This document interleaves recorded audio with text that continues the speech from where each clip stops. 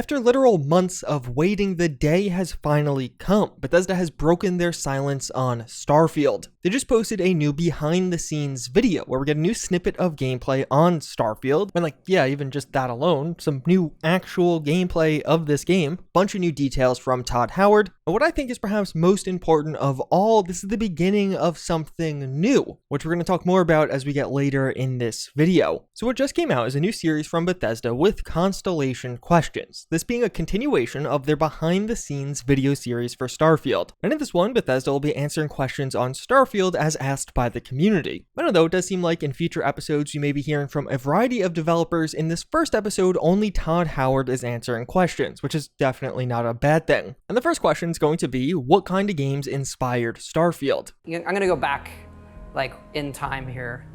Sundog is a big one. Amazing game, kind of like the science fiction game when Ultimas were out. It also had this parserless interface, kind of one of the first games where you're moving objects around and putting them together, but great game where you had your own ship and you could explore around. This game, Traveler. Traveler was a little more hard science fiction. The other thing there, it's one of the first games I programmed on the Apple II at the time. I really wanted to make a Traveler game. But those are the big ones, harkening back to those old role-playing games that we loved, and hey, can we pull off something like this with today's computers and consoles, etc. So I think those two answers he gives here are actually very telling. Sundog Frozen Legacy was really a game with a lot of player autonomy. It allowed you to fly around with your own ship and even edit it somewhat and go and trade with colonies as you wanted to. So it was really an early example of a game where you could fly around with your own spaceship and kind of do what you wanted to a certain degree. Traveler is a more familiar pen and paper RPG where you could journey between star systems and do typical RPG things like explore, trade, fight, etc. And you could really see this reflected in what we've seen thus far of Starfield. A huge focus on exploration and creating your own adventure with building your own ship and 1,000 planets to explore. But also this major expansion on RPG mechanics and getting back to Bethesda's RPG roots. They also discuss Starfield being a hard sci-fi game or a soft sci-fi game. During the dark days of there really not being much of any Starfield news, there was a ton of discussions in the community about Starfield being a hard or soft sci-fi game. And if you aren't too familiar with this one, hard sci-fi actually has more of a focus on scientific accuracy and being logical, while soft sci-fi doesn't concern itself as much with the plausibility of what's being shown.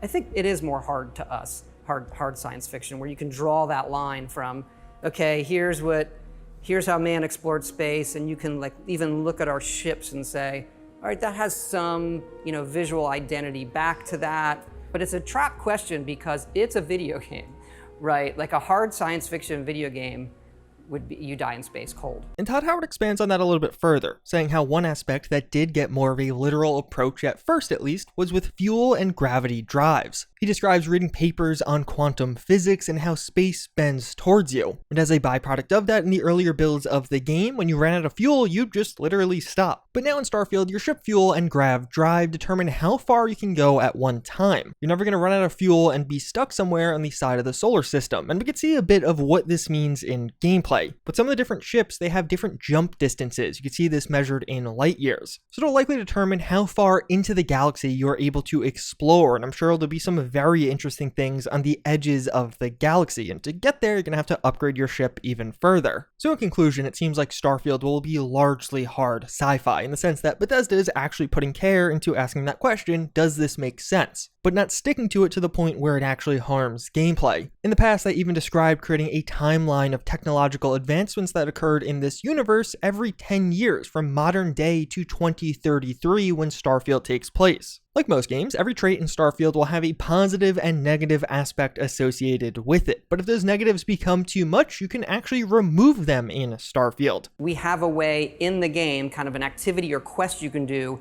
to remove that trait, as opposed to, don't like my character, I want to start over. Each of them are something like that you can solve that removes the entire trait for the rest of your playthrough.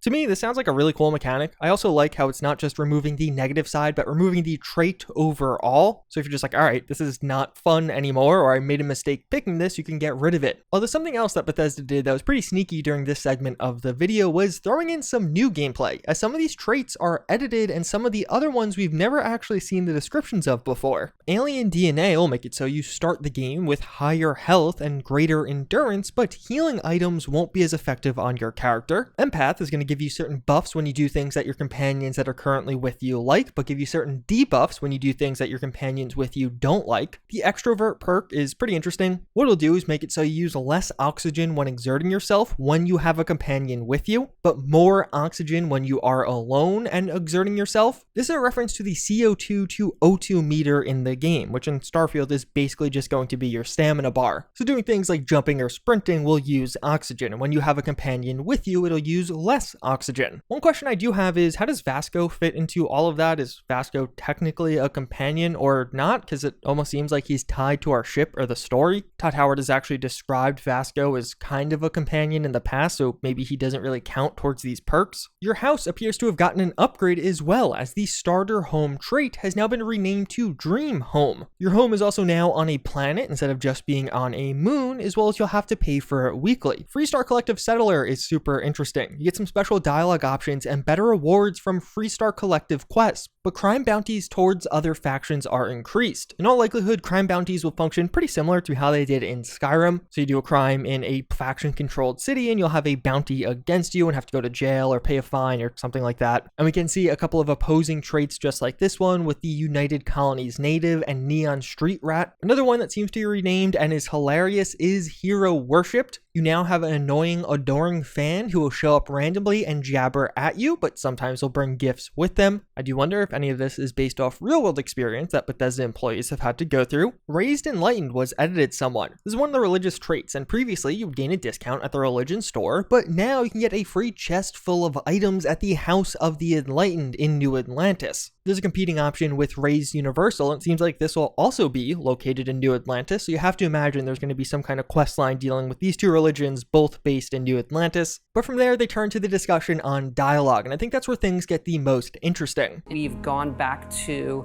kind of I'll call it like a classic Bethesda style dialogue, with you're looking at the character and how they emote. You have a series of choices there. The scope of the game, the amount of content we're making, is a bit more than we've done before in terms of quests and things like that, but the depth in some of this stuff. Todd Howard continues on to mention how Starfield just passed 250,000 lines of dialogue, which is honestly huge. This chart shows it very quickly. Starfield's going to have more dialogue than Skyrim and Fallout 4 combined. And of course, Fallout 4 had a voiced protagonist. A ton of the dialogue in Fallout 4's number is just you talking to other NPCs, them not even talking to you. But of course, in Starfield, there isn't a voiced protagonist, so that's not a thing here. This is all just other NPCs talking. But even further, the last time we heard about this was in June, just after Not E3, where Todd Howard described how Starfield had 200,000 lines of dialogue. So in that 4-month window, we've seen this go up 25% to 250,000 lines. I kind of doubt they added 50,000 lines in just 4 months. So that 200,000 was probably just a lowball number, but either way, this is an absolutely absurd amount of dialogue and definitely blowing past any expectations I had for how much talking there was in this game. But I don't think this is just going to be a bunch of additional NPCs, and I think that's what Todd Howard was kind of alluding to. He says the game's scope is going to be a bit more, but the depth of the dialogue seems to be far greater. So there's going to be more people to talk to, yes, but I think the real difference in how much dialogue there will be in Starfield compared to other Bethesda games is individual NPCs will just have a ton more dialogue in this game. So one NPC in Starfield will have a bunch of additional dialogue options compared to one in Fallout 4 or one in Skyrim. This being based off stuff like what traits we pick. We of course know traits will impact dialogue somewhat, but perhaps even things like our decision making during quests or what we're role-playing as in the game. And part of all of this is going to be what Todd Howard described as his favorite speech persuasion system. And that includes my favorite speech persuasion system. You're not talking us out of this score. It feels like it's part of the dialogue, but you're spending points to persuade them. You willing to give up the ship? Just like that?